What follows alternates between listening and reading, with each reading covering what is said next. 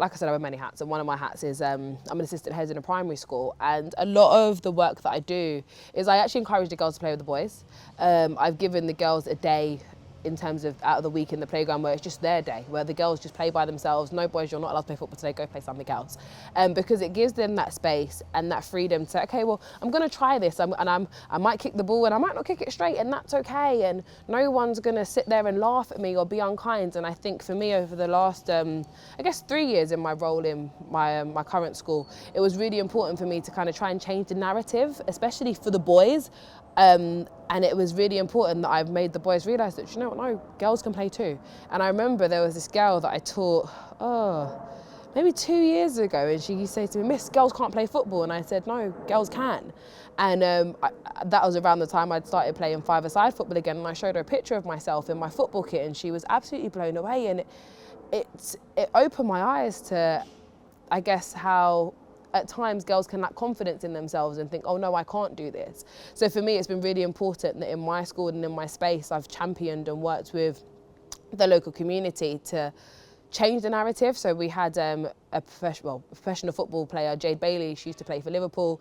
She was signed to play for Jamaica this season, but again, injuries are horrible.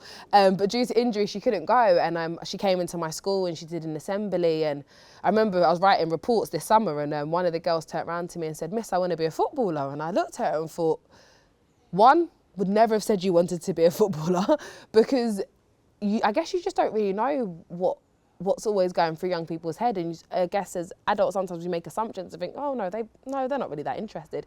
And she turned around to me and said, no, Miss, I really want to be a football player. And I think having the opportunity and using connections that I have and people that I know to open young girls' eyes to the possibilities is really, really important.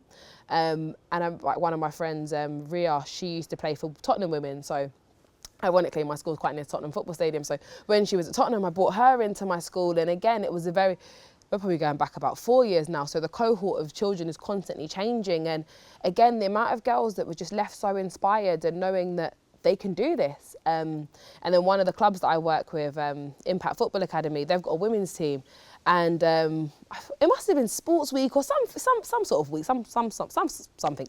And I showed them a clip of some of the goals that these women players had scored, and they were, again, even the boys were blown away. So I think for me, it's over the last couple of years in any space that I'm in where I know I'm in a position of influence, especially around young girls, it's about exposure and exposing them to what's actually out there, because I think a lot of girls don't play because they don't know where to go to play. And I think it definitely starts with schools. It starts with schools doing more